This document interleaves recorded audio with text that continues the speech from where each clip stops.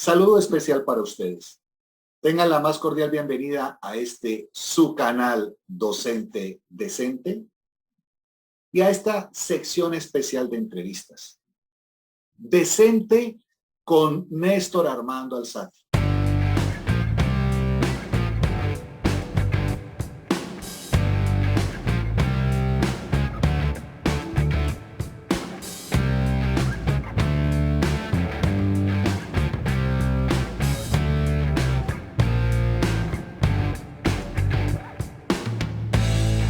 Néstor Armando, qué honor, de verdad, de corazón, qué placer estar contigo compartiendo esta entrevista. Bienvenido a este canal, a tu canal Docente Decente. Mi querido Docente Decente, don Francisco, para mí es un privilegio, es un honor que usted me invite. Y pues me gusta mucho más porque si tiene que ver con la academia me encanta, porque también fui docente y entonces siento que hay mucho que tenemos nosotros que no darles, pero sí por lo menos plantearle la mayéutica de Sócrates, pues de preguntas que resuelvan. Qué bien. Sí, señor. Qué bien, Néstor Armando. No, de nuevo, gracias. Bueno, te cuento, hacer un programa contigo esto es algo que se queda corto. Yo creo que hablar de tu vida, de lo que has hecho a nivel de las comunicaciones es muchísimo, es muy amplio, ¿no? Y sobre todo, pues, quiero referirme principalmente al periodismo, ¿no? Entonces, yo voy a hacer como un salpicón de preguntas, si me lo permites, es como la forma como me gusta hacerlo. A veces uno en una entrevista arranca con cronología y demás. Yo creo que de pronto arranco con una cronología, pero luego me voy a otra parte y me devuelvo, en fin. ¿Te parece que hagamos así algo?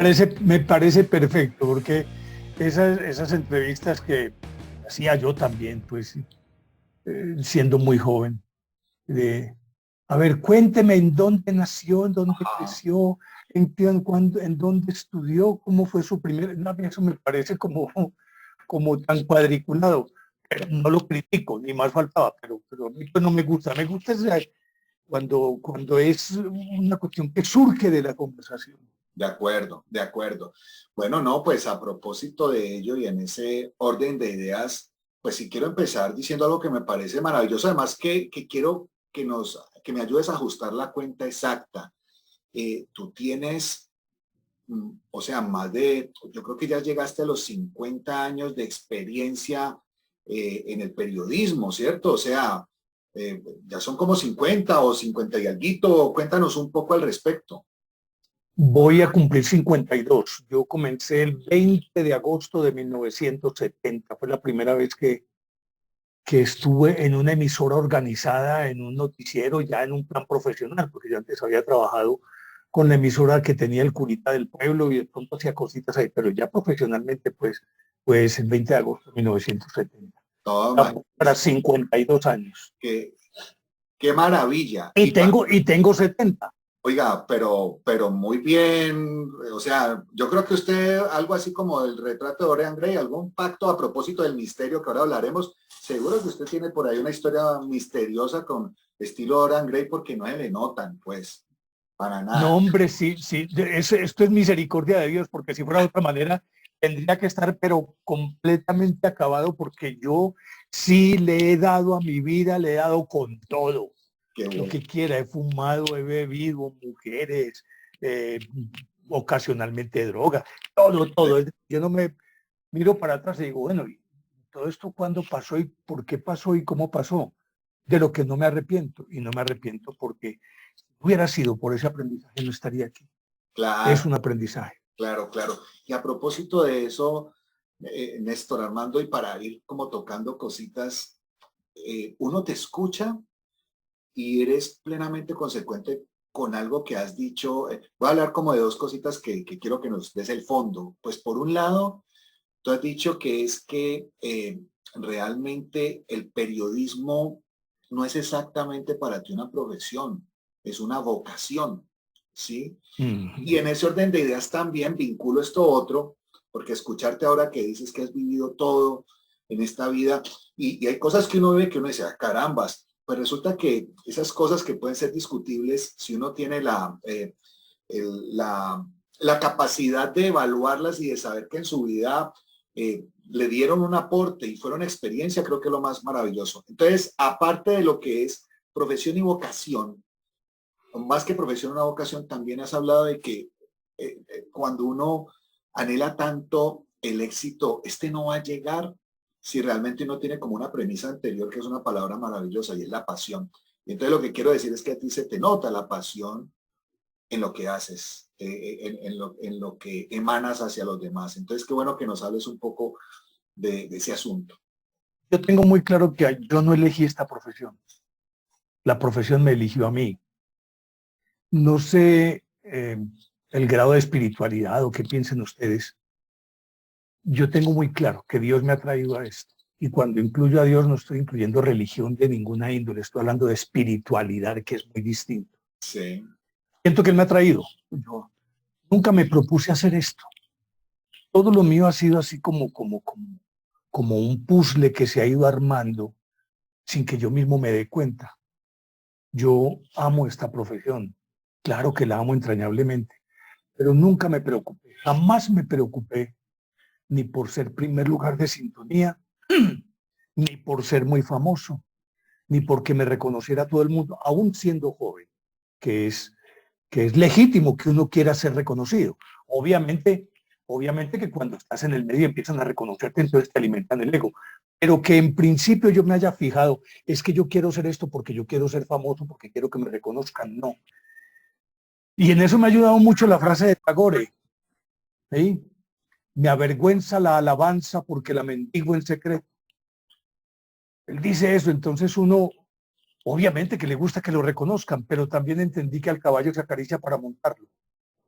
Entonces el peor error que uno puede cometer es dejarse acariciar, porque te montan, mientras no conserves esa libertad. Por lo tanto, yo lo que he hecho en mi vida es, sí, divertirme hasta 18 y 20 horas diarias, pues. Porque me decían, bueno, ¿y vos te divertís? Sí, pero es que si yo no me divierto, mi familia no come. Pero el espíritu de todo esto es, no, que todo es un descubrimiento, es una diversión, es algo que, que te va abriendo como las puertas y vos te vas sorprendiendo y vas diciendo, oh, y esto sí, esto, pero ¿cómo así? Es decir, es, no hay lugar ni para la rutina, no hay lugar para la cotidianidad. Así me siento en el mismo sitio durante 40 años, hacen lo que se supone que es lo mismo. Sí, puede que en la forma sea lo mismo, pero en espíritu no es lo mismo. Es un partido de fútbol, no es igual a ningún otro. O el día me decía, le pregunté que cuál era la jugada más importante, él me decía, esta, la que estamos haciendo, esta. Y creo que es eso, él hizo oportunidad de descubrir en el instante a instante tantas cosas que pasan inadvertidas y que se vuelven paisajes. Pero bueno, es que yo me largo mucho a mí. Páreme, amigo mío, porque si no sigo derecho. No, Néstor, pero escuchar todo esto es maravilloso. Siento que estás en un viaje, la vida es un viaje y tú te disfrutas ese recorrido, un viaje que además no sabemos cuándo termina, ¿no? Ni mucho menos ese destino final. Pero entonces, digamos que a veces nos obsesionamos por el punto de llegada, por una meta o algo así, y nos olvidamos de todo el recorrido, ¿no? De ese viaje, ¿no? De disfrutar esos momentos. Y creo que tú precisamente tienes la filosofía inversa, quizás por Tagore, entre otros, ¿no? Autores que también... Tagore es de los míos. Lo que pasa es que en las frases que yo escribo incluyo frases como esa, y la acabo de publicar en Instagram. Todo final es un comienzo. Y nada es una meta. La meta es un punto de partida para algo más. Es cuando logras algo y decís, esto era todo. Y por esto fue que yo luché tanto, me maté tanto para obtener, y esto es todo.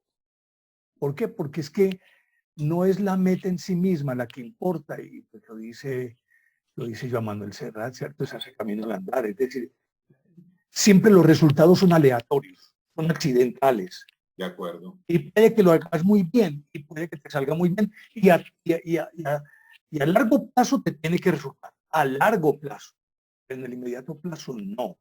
Entonces, no importa cómo llegues, lo que importa es cómo lo haces. Es ese instante, el aquí y el ahora. Es decir, voy para aquella montaña, pero para ir allá tengo que caminar de aquí a allá. Entonces me concentro en el paso que estoy dando aquí con la conciencia de que voy para allá. Pero no me obsesiono con llegar allá para olvidarme de este aquí. Es aquí donde hago ese objetivo posible, en este pequeño paso. Lo que yo digo, uno puede subir a la cima de una montaña de tres maneras.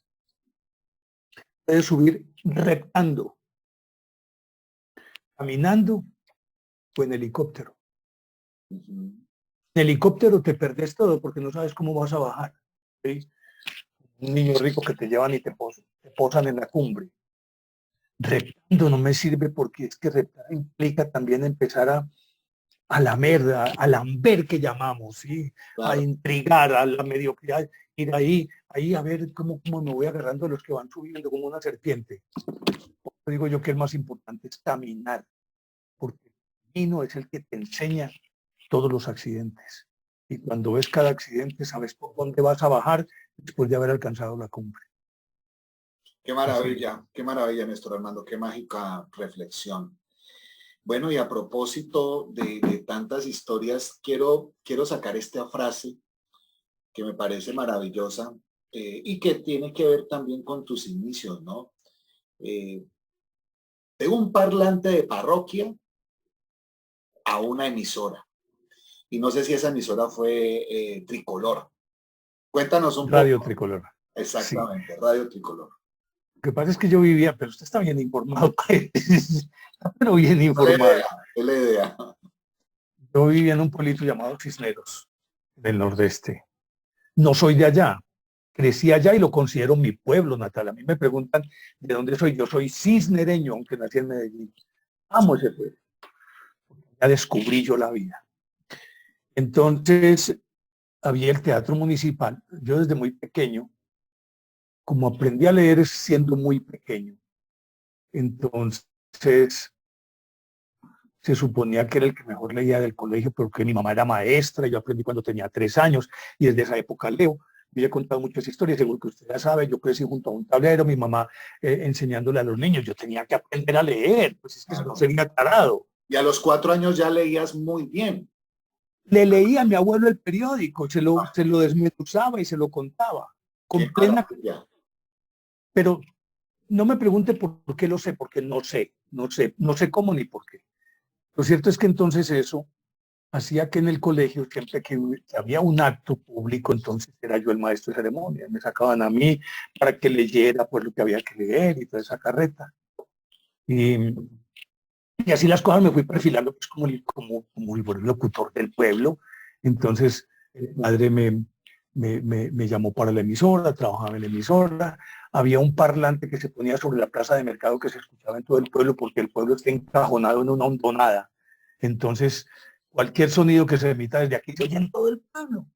Y entonces, por ese parlante, yo anunciaba las películas del teatro del pueblo. El dueño del teatro me llamó para que yo le anunciara las películas. Le anunciaba las películas, presentaba todos los actos en el colegio. Y así me fui perfilando, pareció, yo creo que un mitin político. Conocí a J. Emilio Valderrama. J. Emilio Valderrama ya entonces me invitó a todos los mítines políticos que había en el Nordeste. Entonces yo iba maestro de ceremonias. Un día cualquiera me llama y me dice, lo necesito en Medellín. Llego a Medellín, vea, estos son sus pasajes, se va para Bogotá y me presenta la licencia de locutor porque usted va a trabajar el próximo lunes en este noticiero. Sí. Néstor, ¿y qué pasó con el examen? Que también hay una anécdota muy especial que me parece maravillosa de lo que pasó en el momento del examen. Es que yo era un montañero que jamás había montado en avión. Me fui con zapatos y camisa prestada. Y entonces me dieron los pasajes. Yo casi que me devuelvo antes de subirme al avión porque sigo sosteniendo lo que decía mi abuelo. Eso que no tiene plumas, no da caldo, ni pone huevos, eso no tiene por qué volar. Y yo estoy de acuerdo con él. Entonces, resulta que me fui para Bogotá. A la sazón, J. Emilio era ministro de Agricultura y habló con el ministro de Comunicaciones que se llama Antonio Díaz Plaza. llamaba él. Y entonces me dijo, preséntese allá, vaya al despacho de él, lo están esperando, era como un lunes o martes, lo están esperando a las 8 de la mañana. Llegué y en efecto, montañero de esos, bobo además. Y entonces el secretario me dice, sí, el ministro lo está esperando. Y yo, entonces entré. Me dijo, tú eres Néstor, el recomendado del doctor Emilio. Sí, sí, doctor, ¿cómo no? Bueno, yo tengo unas reuniones muy importantes y todas las cosas, pero vea, aquí está el examen y aquí están las respuestas. ¿Sí? Me saqué 100, pues. Yo voy a esta reunión y ahorita vuelvo y quédate aquí en esta mesa redonda, despacho del ministro, cosa opulenta. Y yo le dije, no, venga, hago el examen, no me dé las respuestas. Yo lo hago como es, no quiero, no quiero eso, quiero hacerlo a ver en qué estoy yo también. Excelente. Entonces rechacé las respuestas, se las devolví, él se quedó mirándome así, porque él me dijo, no me vas a sacar 100 en todo caso. No, es que yo lo voy a hacer como es. Pues empecé y le saqué 91 sobre 91 puntos sobre 100. Y a continuación entonces vino el examen oral, entonces que incluía lectura de noticias, pronunciación de nombres en otros idiomas, improvisación. Me fui y le saqué 100 sobre 100. Oh, no, qué maravilla. Yo todo ufano salí de allá y me vine. Con mi licencia me la entregaron media hora después para Medellín. Y llegué a leer el bendito noticiero. Pero obviamente que yo tenía 18 añitos, era un niño, no sabía nada, venía de un pueblo, tenía la vocecita mía, era así. Y me pusieron a leer noticias con un par de monstruos, unas voces impresionantes, lectores de noticias avesados, y yo, cuando me prendieron el bombillito que decía en el aire, a mí casi me da un infarto, porque yo no sabía de eso. Sin embargo, pues empecé a leer noticias con Juan José García Posada, el maestro de maestros de la bolivariana, un intelectual de aquí a Polonia, una voz exquisita. Y el otro era Diego Vargas Escobar. Por razones obvias a mí me echaron a los mes o 2 meses. Yo no daba pie con bola.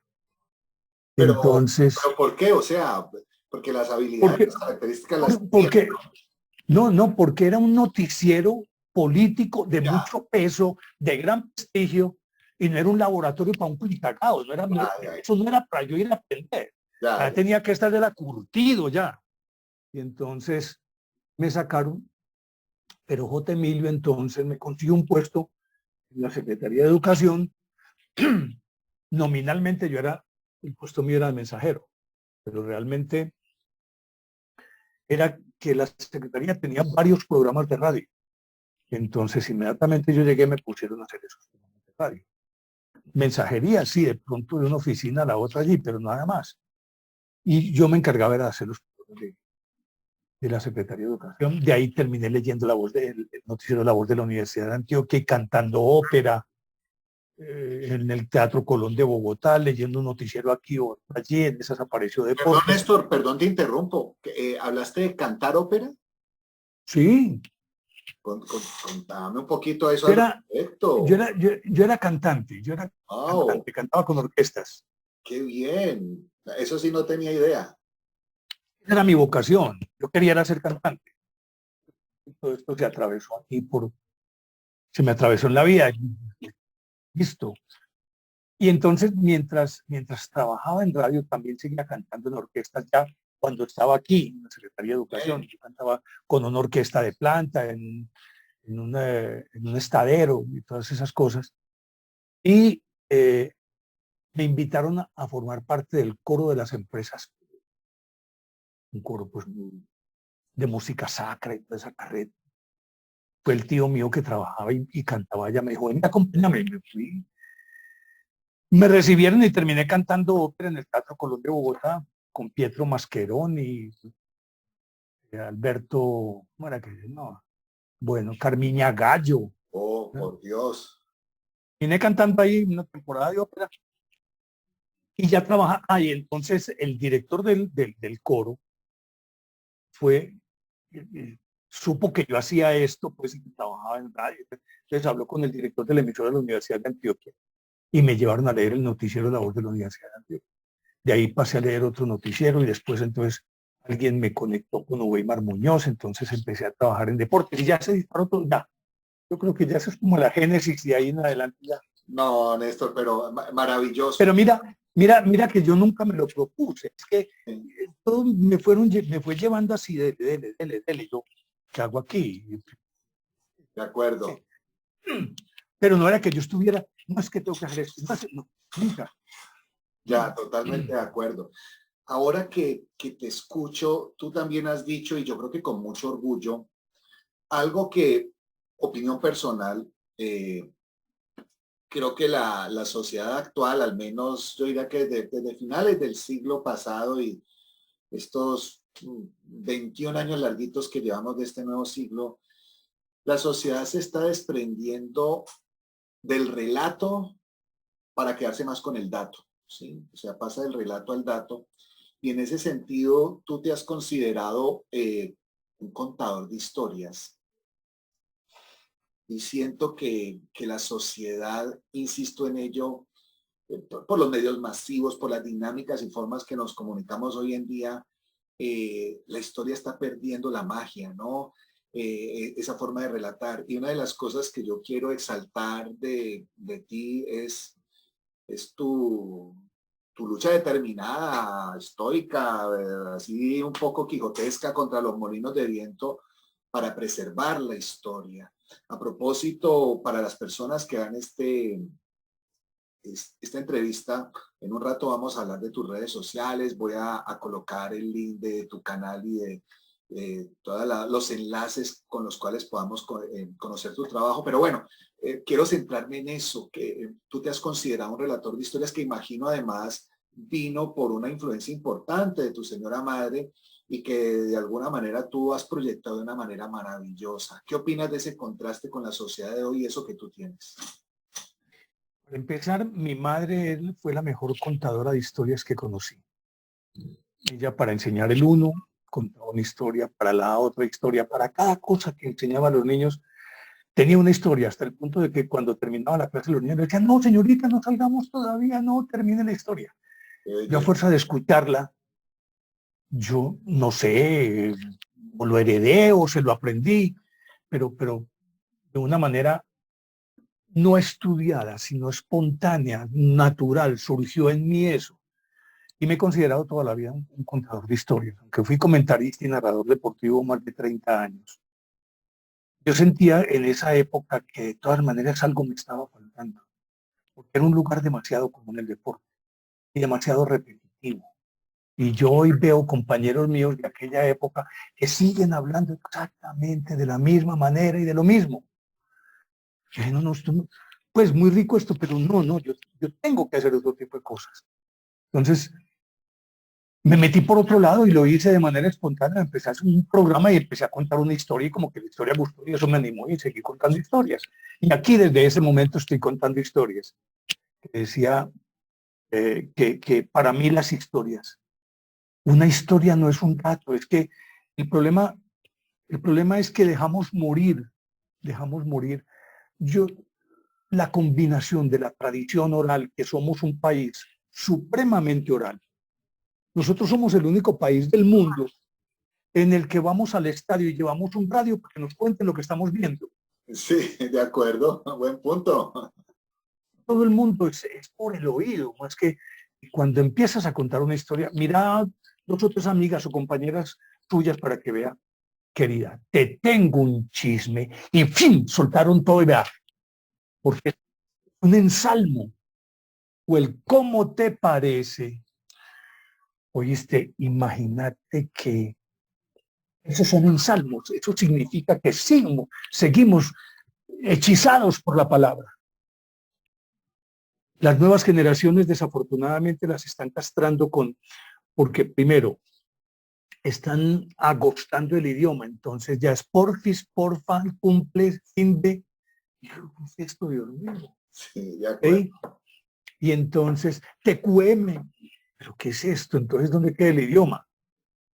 Y resulta que todos creen, y es cierto, un muchacho de 10 años hoy tiene más información, el triple de la información que tuvo Leonardo da Vinci o los grandes genios de la historia o Sócrates o Platón.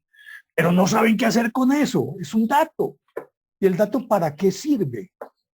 Ah, que Colombia tiene 50 millones de habitantes. Sí, sí.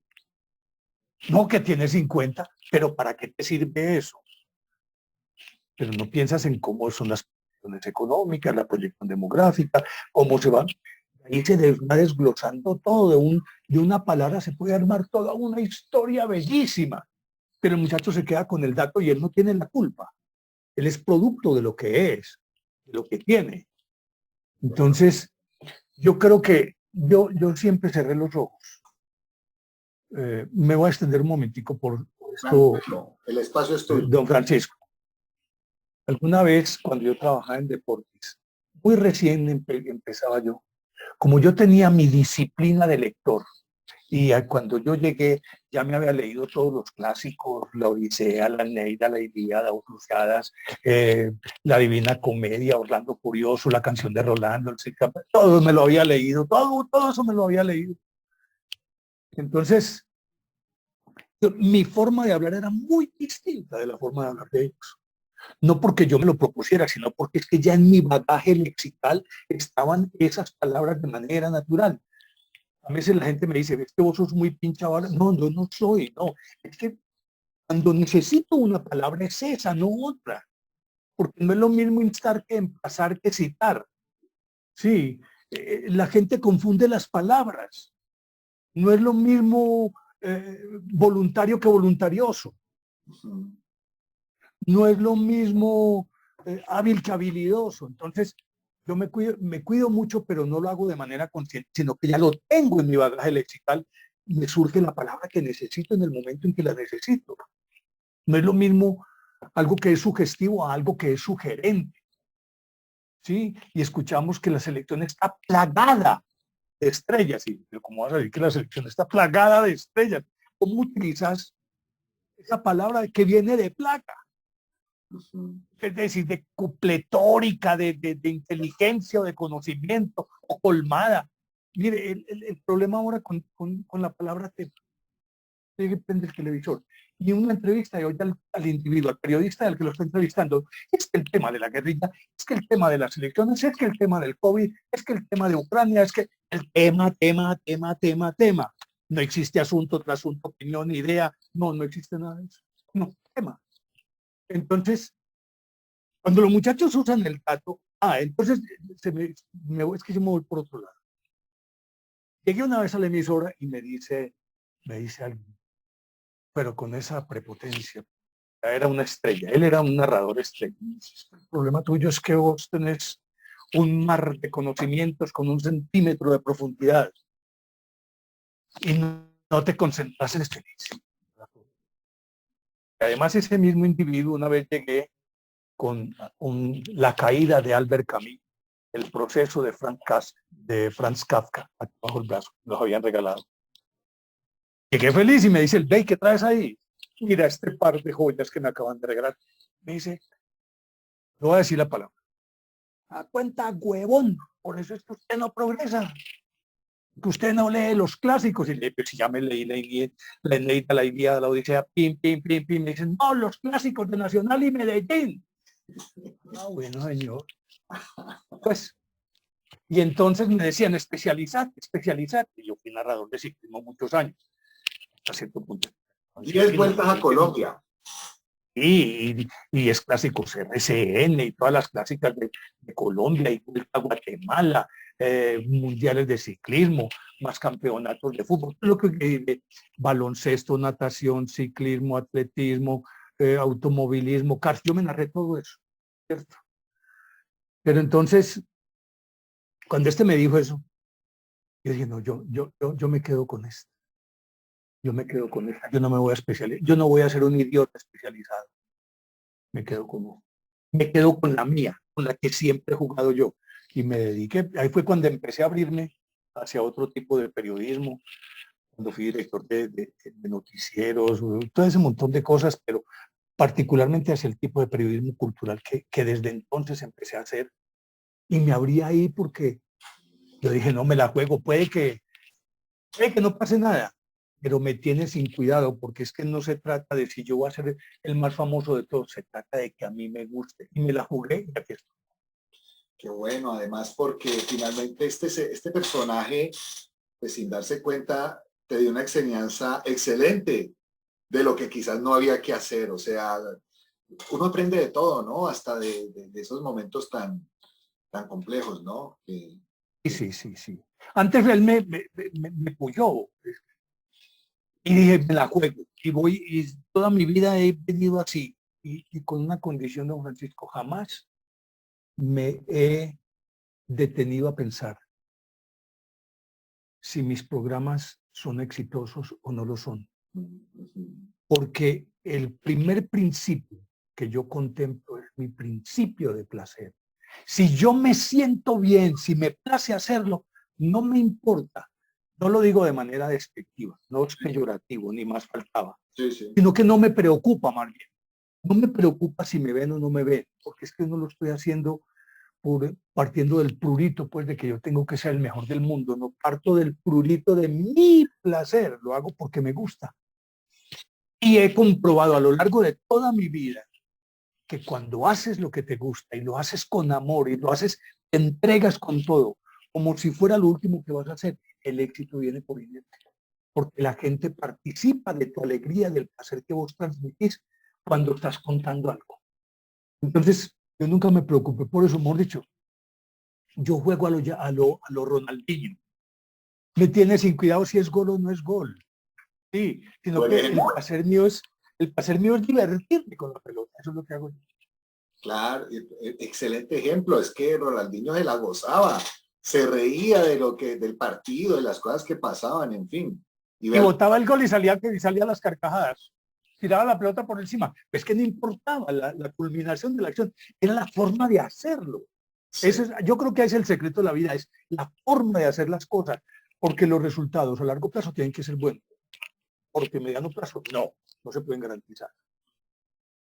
Bueno, Néstor Armando, a propósito, antes de que se me olvide, espero que en lo que queda de la entrevista me quites el don. Ya, decime, Francisco, que por favor ese don yo sé que bueno, estoy aquí con la barba amarrada y todo eso, yo sé que parezco de yo no sé cuántos años de kilometraje y todo, pero no, quítame el don que me hace sentir mal. No, venga, lo que pasa es esto, y créame que no es por nada diferente a que es una cuestión de... Mire, yo trabajo en Televida, en la Congregación Mariana.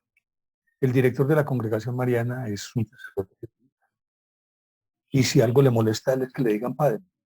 Entre ellos dicen, no me digas padre, no me digas padre. Y yo llevo allá tantos años, él sigue peleando conmigo. No, enseñarme un padre. Sí. Yo no soy capaz de decirle de otra manera. No es ni por molestarlo, ni no, es que en mi formación no está decirle fulano. Entonces yo, en principio, siempre respeto mucho al otro, no por dármelas, no, es que es una cuestión de formación de toda mi vida. Me enseñaron que a la gente hay que tratarla así, pero a partir de este momento serás Francisco entonces. Gracias, Néstor. Bueno, 5 hijos, ¿no? Sí. 5 hijos, sí. Usted hizo bien la tarea y eso que en esas latitudes y en generaciones anteriores el número doblaba muchas veces o triplicaba el asunto, ¿no? Pero lo que pasa es que tengo 3 de mi matrimonio y 2 que no formaron de mi primer matrimonio. Ahora tengo un segundo matrimonio en el que no tengo hijos. Y tuvo 2 hijos, sí. Seres maravillosos y con una relación que pues bienvenidos. Entonces, tengo una hija en Nueva York, ya que pues tiene su negocio, tiene un salón de belleza, tengo un hijo que es oficial de la policía, ya va para teniente coronel. Qué bien. Tengo un publicista que vive en Estados Unidos con su señora y sus hijos. Otra que es chef y maestra de yoga y vive en Nueva Zelanda con su esposo. Y aquí tengo otro que es diseñador gráfico. Magníficos seres humanos, maravillosos seres humanos por los cuales yo le doy gracias a Dios. A Dios 5 hijos maravillosos, ejemplos para la sociedad. Qué bueno. Ciudadanos íntegros. Gracias. Qué bueno, qué Ese es bueno. mi mayor orgullo. ¿Y qué podemos hablar de, ahora que hablaste de tu compañera, esa que ha estado por lo menos en este último tiempo de tu vida, de Adriana? 25 años. Imagínese Estamos usted, juntos. imagínese. Es un ser maravilloso, un ser humano maravilloso. Eh, Siempre me ha apoyado, me ha soportado, me echa cantaleta toda la que usted quiera, pues, pero siempre he estado ahí. Me, me, Me estimulan mis locuras. Qué Es bueno. más, yo creo que buena parte de esto que estoy haciendo en YouTube es por ella. Porque me decía, bueno, ¿y cuándo vas a empezar en YouTube? Yo le decía, sí, pero es que espérate, porque esto lo aplacé mucho tiempo. Lo aplacé prácticamente toda la pandemia. Me decía, ¿cuándo es que vas a empezar? Sí, pero es que necesito por aquí, necesito. Bueno, en fin, haciéndome loco. Hasta que prácticamente ella me empujó, me dijo, bueno, ya es ya. Pero esa es una mujer maravillosa, una cómplice, una alcahueta y una gran amiga eh, que es, es además como mi mamá me regaña pues todo el tiempo, ¿no? Como sucede con todas las mujeres, pero sí es un ángel que Dios me regaló, que tengo Qué, ahí, gracias a Dios, sí. qué buena forma de describir a Adriana y la relación que tienes con ella. Eh, Hay una cosa muy importante que tú tienes una historia muy larga también, perdón, en el periodismo deportivo y has estado con grandes de Todos, exactamente, o sea, desde Weimar Muñoz, Edgar Perea, bueno, o sea, la lista puede ser interminable, o sea, tú estuviste allí con ellos, hiciste parte de todo ese proceso. Cuéntanos una anécdota que recuerdes que sea significativa y que de alguna manera eh, sea pertinente aquí para compartirlo. bueno, yo para empezar estudio con Alberto Piedrahita, con Armando Padrino. Moncada, Campuzano, Roger Araujo, Rentería, Rafael Araujo Gámez, Mario Alfonso Escobar, Luis Alfredo Céspedes, Edgar Perea, Efraín Peñate, con todos trabajé, Sergio Ramírez, eh, Marco Antonio, con todos trabajé. Marco Puede que Antonio Bustos. no, Marco Antonio Bustos, el emperador, no puede que con algunos haya tenido pues como una relación más fugaz Sí. que con otros, pero con todos trabajé, a todos las aprendí. Julio Arrastiabrica, José Antonio Churio, Héctor Urrego, Rodrigo Jairo Chávez, Rodrigo Vázquez, con todos. Y con todos tuve mis anécdotas, mis encontrones. Recuerdo a ver, hombre, uno, uno que me ocurrió en la polémica de Caracol, cuando estaban todos los grandes, Jaime Ortiz Alvear, Sí. Javier Giraldo Neira, con quien también trabajé, Javier Giraldo Neira, Rentería, Mao, Jaime Ortiz Alvear, ya lo había dicho, Edgar Perea, y entonces Céspedes.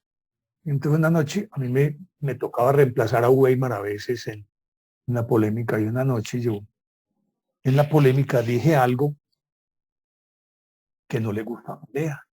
Perea, no puedo decir que era mi amigo íntimo, éramos amigos. Cuando él venía comíamos juntos, salíamos con Weimar, comíamos juntos, botábamos corriente, él me llamaba, yo le pasaba informes, éramos amigos, aunque no íntimos. Entonces, eh, yo dije algo que no le gustó a él y él por allá inmediatamente dijo, y yo le decía, cuando él me dijo, ¿quién es ese aparecido en la ciudad de Medellín? Entonces le dije yo, ese aparecido se llama Néstor Armando Alzate, don Edgar. Y téngale miedo a los aparecidos, a los recién aparecidos, Ajá. porque es que los fantasmas viejos se vuelven folclore, no asustan a nadie. Téngale miedo a los recién aparecidos. Pues con eso lo cogió Jaime Ortiz Alvear y le dio más de 15, 20 días. Acuérdate, don Edgar, que los fantasmas viejos lo único que sirven es para los fantasmas viejos se vuelven puro folclore. Téngale miedo a los recién aparecidos. Y lo cogió y le dio madera con eso.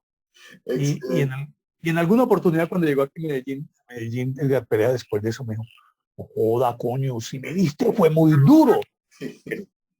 Me empezó dando duro a mí, yo como digo, Claro. es que no, yo también tengo cerebrito a mí. Y eso quedó como anécdota entre nosotros, pues, y cada vez que me veía recién aparecido, me decía, Excelente anécdota, maravillosa, está muy buena. Bueno, y Néstor Armando, ¿cómo llega a tu vida el tema del misterio? Eh, ¿Era algo que ya estaba en ti, que también indagabas por gusto y que después ya se dio la oportunidad de exteriorizarlo a través de un programa o cómo se dio esto? Porque vamos a hablar, pues la lista de programas son muchísimos, pero digamos que a propósito de esta cadena radial que pues hay que admitir que en Colombia es quizás la más importante, Caracol Radio, pues realmente ahí hay dos programas icónicos tuyos que fueron por mucho tiempo del seguimiento nacional de los oyentes como Noche, Buenos Días y Enigmas del Mundo, ¿no? Entonces, quiero compilar un poco el tema de misterio. ¿Estaban tus venas siempre? ¿Y qué pasó allí? ¿Cómo llegó?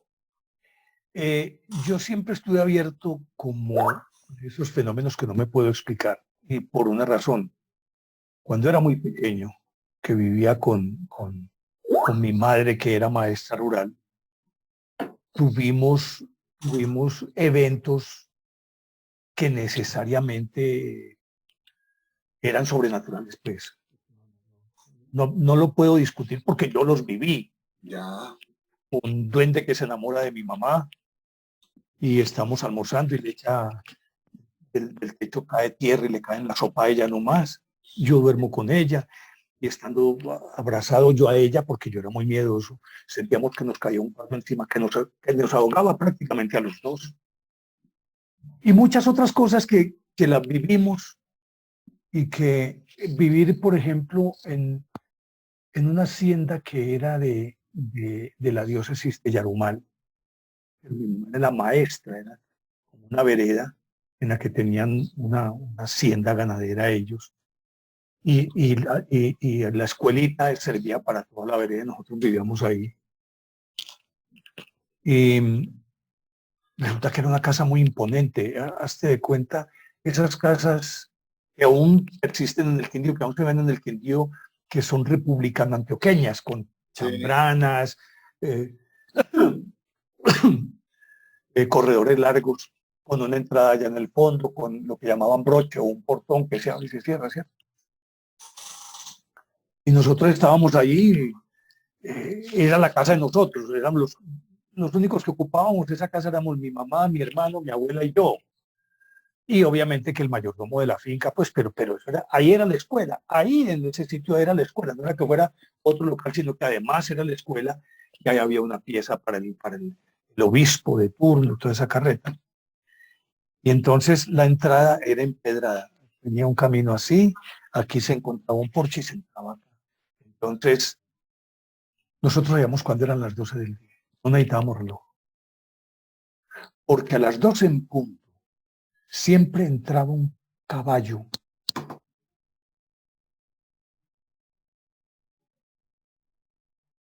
y tocando, taca, taca, taca. Entraba por el broche hasta la cambrana donde estábamos nosotros y no se veía nada y nosotros parados ahí esperando que llegara el caballo. Se sentía el repiquetado, pero nunca vimos el caballo. wow, y Pero eso, era eso las 12 en punto. ¿las 12 del mediodía o de la medianoche? No, del mediodía, Medio- del mediodía. oh, Y sabíamos, eh, no, ¿qué hora es? No, todavía no son las 12, empezaba. Porque se sentía desde que llegaba del portón allá, que venía por un callejoncito. Y sí, tenía que hacer, un giro a la izquierda, pero en L, para poder entrar a la casa que estaba situada aquí. Entonces, llegaba hasta la chambrana. Son las 12, ahí llegó. Entonces, yo crecí con mi mente abierta a todos esos fenómenos, porque los viví, porque no es una cuestión de pragmatismo, sino que es una cuestión de imaginación. Es decir, uno tiene que estar abierto a una realidad que no es esta, porque esta realidad es puro maya, como decían los hindúes, es maya, esto no existe. Nosotros creamos esa realidad, pero más allá hay otros que el problema sabe cuál es. a la gente le da vergüenza admitirlo. Ujú. Y con el academicismo, como entendimos que aquello que no se puede tocar, palpar, experimentar, que no se puede mensurar, entonces no existe. Entonces, sí, si no lo puedo tocar, si no lo puedo palpar, no existe. Vaya, pues dígale a Lalande cuando él dijo que algo más pesado que el aire no podría volar y llegaron Wilbur y Orville Wright el 17 de diciembre de 1903 y le elevaron una cosa que ellos hicieron en su taller de bicicleta. Vea, mire, Sí, señor. entonces, con ese pragmatismo, la gente no quiere admitir otras cosas. Y yo por eso conozco tanto ateo, que es ateo gracias a Dios. Un amigo mío viniendo, era ateo, confeso. Yo no venía en ese avión, sino que venía otro amigo que fue el que me contó la historia de Urabá. Y era ateo. Y cuando se entra aquí a Medellín, por el valle del Llano de Ovejas, se empiezan a unirse porque es muy bravo el encontrón de los dos vórtices de viento, que va y el que viene. Y empieza este tipo a echarse la bendición. Y es de echarse la bendición. Y le dice el amigo mío, el otro, le dice, ¿viste? Vos no sos que ateo. Y dice, sí, sí, ateo, pero terrestre. Pues, claro. Ateo terrestre. Aquí arriba no. Entonces mucha gente teme confesar eso porque cree, yo encontré muchachos, los que les dicto charlas y me dicen, pero no hay público que les da pena. Pues yo no entiendo eso. Entonces, siempre dejé volar mi imaginación. En mi cabeza siempre, en mi cabeza y mi corazón, siempre hay un espacio para lo asombroso. Si no existiera lo asombroso, qué tan triste sería la vida, tan plana, tan sin sentido. Es que el asombro es lo que hace posible que todo lo que se ha logrado en la historia de la humanidad haya sido así. Si Es no hubiera habido asombro ni curiosidad, no claro, y habría es nada. que quiero resaltar eso que estás diciendo porque es muy importante y hay investigadores, sociólogos que están diciendo con preocupación a propósito de lo que hablábamos ahora de cómo la sociedad cae más en el dato que en el relato. Esa estructura de reacción y no de pensamiento lleva también a que perdamos la capacidad de asombro, ¿sí? Y se habla con cierta alarma porque o sea, el asombro es parte de nuestra condición para ir más allá de las cosas, ¿no? Y el asombro tiene muchas, digamos así, líneas, ¿no? Tú te puedes asombrar por algo un poco tenso, enigmático, pero también te puedes asombrar por algo maravilloso, como puede ser que salió del capullo la mariposa y desprendió por primera vez sus alas, o el asombro del atardecer con unos colores que no imaginabas, etcétera. Entonces, perder el asombro es algo preocupante, ¿no? Y veo que en lo que estás diciendo es fundamental. Y yo creo que eso hay que volver a incentivarlo en los niños, eh, hacerles entender que si bien es cierto, las hadas se supone que no existen. El hecho de que no existan no significa que no existan. A ver si ese galimatías. El hecho de que físicamente no existan. ¿Quién me dice que en la cabeza, en los sentimientos no existen? Sí. Hay un texto, es que vea, a propósito de esto, permítanme un segundito. Bueno, y mientras busca su texto, hay algo que quiero decir también que me encantó de un blog que tú tenías, me imagino pues que ya no está activo, Libros vea, que están desbaratados, vea, esto es nada. Hay pero que mandarlos a, son joyas. pero por eso son joyas. Entonces, ¿qué? ¿Del blog mío qué? Un blog que tenías que se llama Verbigracia, ¿sí? Sí, quiero recuperarlo. Qué bueno además porque hoy tiene casi 11.000 visitas, o sea, es que eso no vaya a creer ¿En que serio? sí, sí, ¿En serio? y ahí uno puede ver el registro y tiene, si no estoy mal el número exacto, son 10.906 visitas. Ahí me deleité leyendo un poema tuyo, Soy una gota. El único poema que he tenido el atrevimiento de perpetrar o cometer. No me inspiré, sino que yo cometí ese poema, lo perpetré. En mi vida he hecho yo, es la única rima que yo he hecho en mi vida. Y me da Bueno, vergüenza, porque yo digo, ¿esto sí es un poema o no es un poema? Porque yo no conozco ni los esquemas, y yo no soy poeta. a mí me encantó, me pareció maravilloso Y también pondré el enlace del blog para que la gente tenga la oportunidad de leer muchas cosas que tú tienes allí, pero a propósito de lo que estamos hablando, me parece que Soy una gota cae de manera perfecta.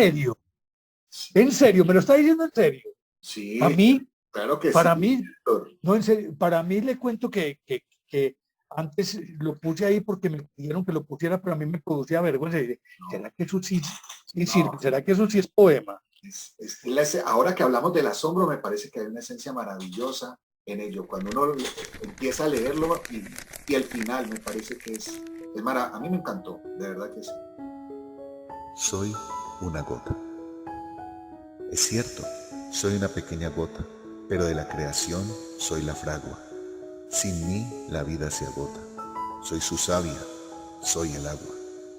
Puedo juguetear en la aurora boreal y desde el arco iris dibujar la sonrisa de Dios sin más diluvios. Puedo cabalgar sobre las olas, reñir con la ardiente lava y someterme mansamente a la caricia de la brisa en la quietud del lago. Puedo desprenderme en el impetuoso torrente, mecerme en la espuma y bailar con su ronroneo en la espesura de la bruma.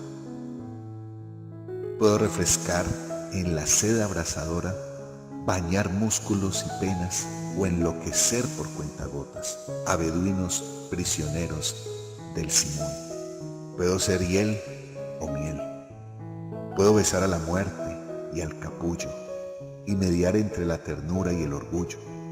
Puedo ser la tempestad en la madrugada y rocío en la mañana. Puedo ser salvaje y letal en mi caída, o dulce y suave en la garganta contraída. Puedo ser portadora de virus o de vida, bálsamo, veneno o antídoto para la ira. En fin, puedo serlo todo, estalactita o savia en los tallos, ócelo o camuflaje, espejismo u oasis, abrevadero o basurero, cisterna o colchón amniótico, pozo, río o manantial, destructora o escultora, devoro cosechas, tallo paisajes y labro huertas. Soy la lágrima de tristeza o de alegría, soy llanto de adiós o bienvenida, soy océano, laguna o fuente fría. Sin mí no podrías existir, porque soy la vida en una gota, y tú eres una gota de la vida. No, oigan, voy a salir de aquí levitando. Sí, voy a salir levitando porque no me lo esperaba. Yo lo escribí porque fue, a ver, la historia de ese poema es que yo escribí, hice una investigación hace por ahí unos 20 años cuando estaba en Weimar, lo dice para un concurso que había, nunca lo presentamos, que llamaba Agua por Favor. Escribí, hice la investigación, me escribí, ahí todavía la tengo, los originales, nunca pasó nada con eso. Y resulta que al final yo dije, pero ¿cómo voy a rematar esto de una manera más pedestre y pragmática? No, yo creo que alguna cosa. Y me dio porque dio un poema. Le cuento que me senté a escribirlo, después me dio vergüenza. No, no. Vergüenza de poema. Pero bueno, me estaban acosando para entregarle. Ahí va pues con ese poema, usted verá lo que hace. Mire lo que le decía de las hadas. Esto es una historia bellísima que es muy de diciembre. Resulta que una muchachita en Estados Unidos le dice al papá que si Papá Noel existe. Y él era muy devoto del periódico The Sun. Ya usted sabe que hay gente que se vuelve devota de un periódico. Sí. Que le dice, ve, escríbele al director, que si él, lo que él te diga, eso es. Ella le escribió y el tipo le respondió esto. Virginia, tus pequeños amigos están equivocados.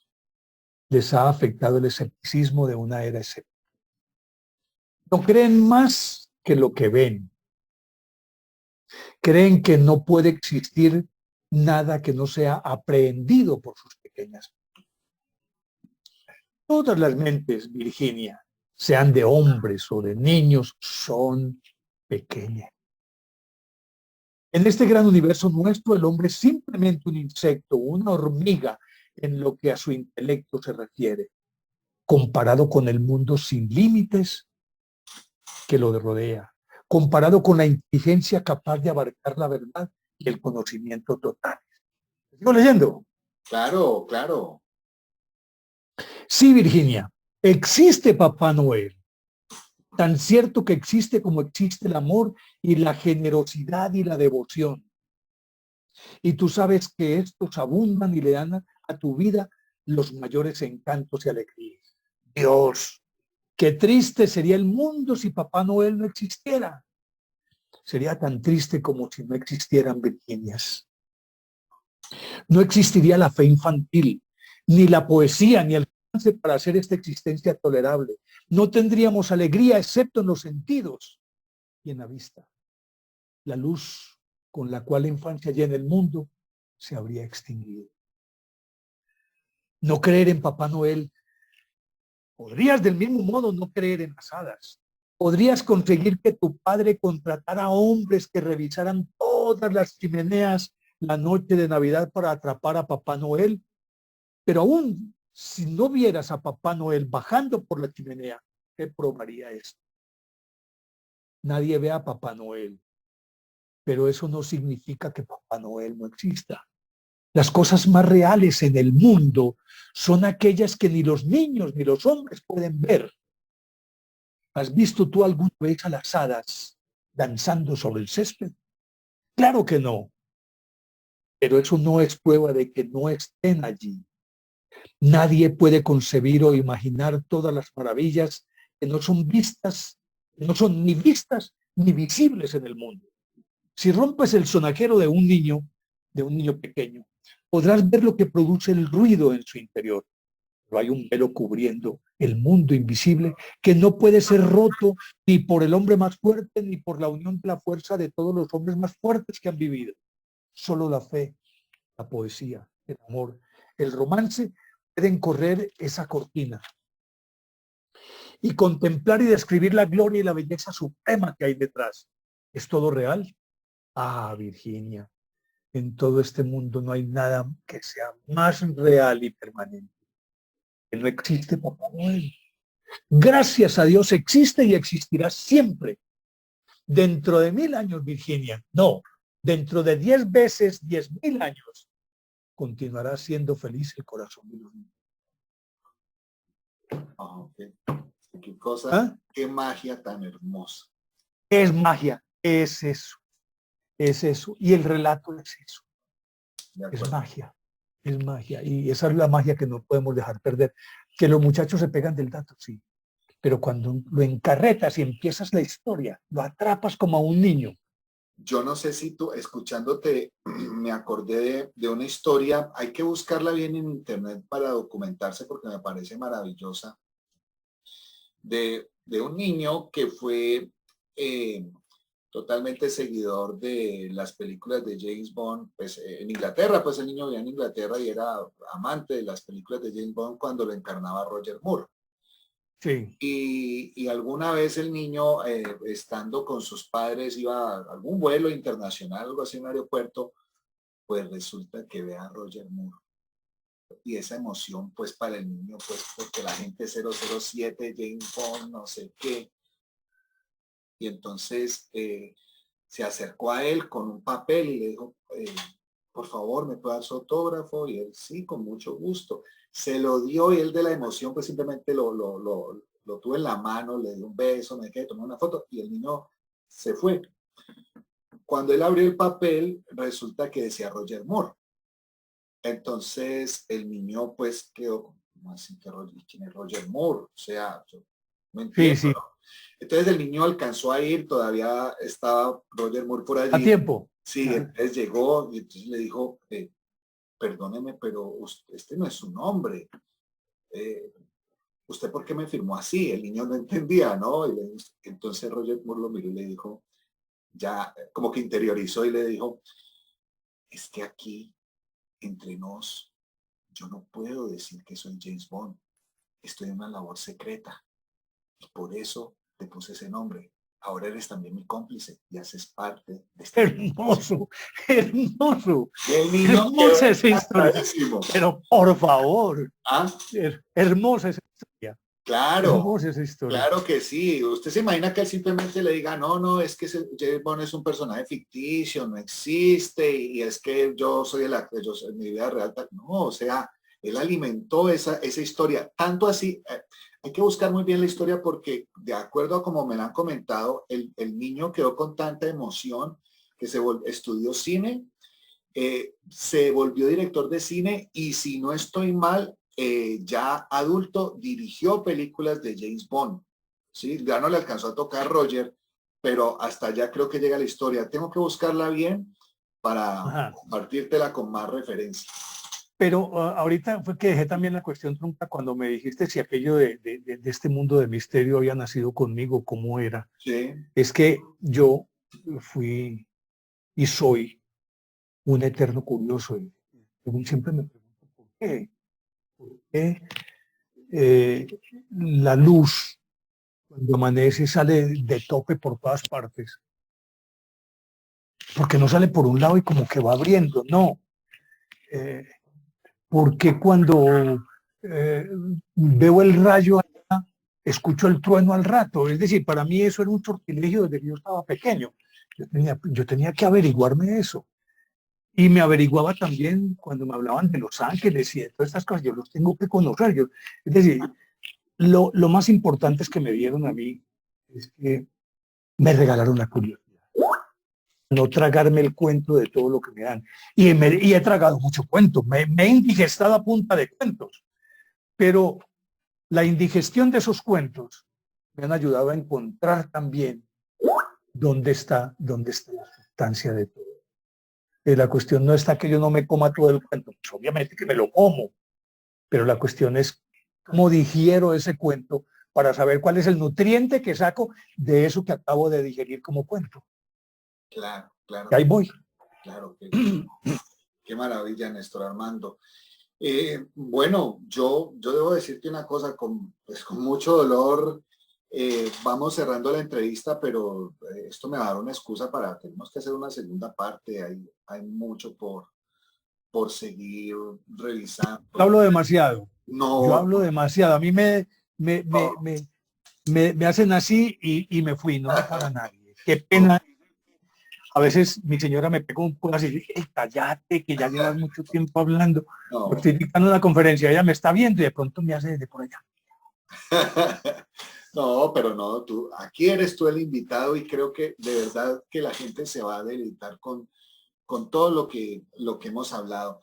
Yo quiero para terminar por hoy, que nos cuentes un poco de tus trabajos actuales, de tus proyectos que estás moviendo con tantas ganas, tu canal Ilógico, cómo te ubicamos en redes, tú tienes también material en podcast, que el podcast es un recurso que la gente hoy también escucha, en fin, tienes una serie de elementos que estás ofreciéndole a la gente que vale la pena que los reconozcan. Entonces cuéntanos un poco y cada uno de ellos, como te digo, los colocaré en la descripción de este video para que puedan ubicar. Bueno, muchas gracias por eso. Aparte del blog, me acaba usted de sorprender con que tiene toda esa cantidad de visitas, yo no sabía, no tenía ni idea. Entonces, mi canal en YouTube se llama Néstor Armando Alzate Ilógico, lógico. Quiero jugar con esa palabrita de si esto es ilógico o es lógico, pero y como más que quede como una reflexión. Y tengo que agradecer porque ya subimos el primer escalón, estamos a los 1000 suscriptores. Qué bien, felicitaciones. Es un logro porque yo no creí que a mí me fueran a seguir así. Sí. Bueno, entonces se llama Néstor Armando Alzate Ilógico. Los invito a que se suscriban y ahí tengo un ciclo muy interesante. No sé si lo ha visto completo sobre lo que está ocurriendo en el mundo, la precesión de los equinoccios, el cambio de era, porque quiero ubicar a la gente en qué contexto estamos. Bueno. Y que estamos en la era de Acuario porque usted lo dijo y ahí usted lo explica. Sí, esa es la idea. Y que se entienda que si estamos asistiendo al alumbramiento de una nueva era, todo alumbramiento, es un parto y cada parto es doloroso. Y todas estas convulsiones, todo esto que está ocurriendo forma parte de ese proceso de cambio de era. Es lo que yo quiero que la gente entienda. Yo me inspiré en ese video que tú hiciste donde se reflexiona, esta no es una era de cambios, ya estamos en un cambio de era. Me inspiré en eso para una de mis... No es una época de cambio, sino un cambio de época. Exacto, exacto. Un cambio de época. Bueno, entonces ahí está. Néstor Armando Alzate y Lógico en YouTube. Ok. Suscríbanse, denle me gusta, toda esa carreta pues, que uno dice. En Facebook aparezco como Ilógico. Ahí regularmente no tengo mucha presencia, sino que pongo como lo que llaman shorts. Sí. Estoy aprendiendo. Ok, yo ya sé hacer shorts. Okay, sí, videos cortos. Muy tarde, sí. Y hago un Facebook Live los domingos a las 8 de la noche. Ah, ok. Y me pongo a votar corriente y la gente me llega. Y pues, me han salido muy deliciosos y la idea mía es que pueda interactuar también con todos los amigos que están conmigo. En Instagram estamos como Néstor Armando Alzate TV, ahí le pongo pronto frasecitas o una cosa por el estilo. En Spotify. Néstor Armando Alzate TV. Néstor Armando Alzate TV 2021. 2021, ok. En Twitter aparecemos como Ilógico Producciones. Ahí pues no hago nada porque me parece demasiado peligroso. Ese es un avispero que yo no quiero patear. Pues no, esa es arena movediza. Yo prefiero ver como buen boyerista. Ver lo que están diciendo todos, pero no opino ni digo nada de nada. Porque lo sacran a uno.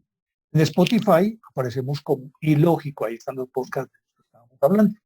Así pues que esas son mis redes y espero que me acompañen, que estén conmigo en estas historias, porque para poder que yo cuente historias, me encanta contar historias, pero una historia no tiene sentido si no hay quien la escuche. Claro, claro que sí. Claro que sí. Entonces yo quiero que ustedes me acompañen y escuchen mis historias.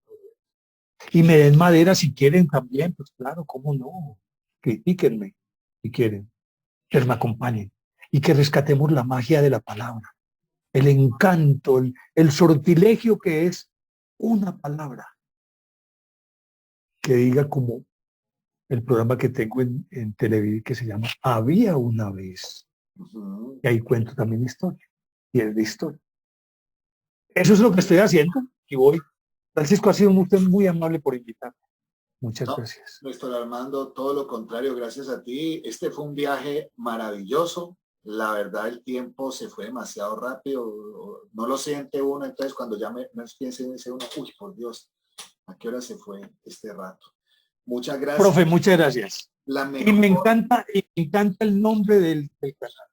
Docente Decente. Exacto. Hombre, por amor de Dios, la sociedad está necesitando docentes que se comprometan. Desafortunadamente yo creo que hemos perdido el horizonte en la educación. Sí, y por encima de cualquier consideración necesitamos docentes decentes. Valdrá la pena que hablemos también de eso en su momento.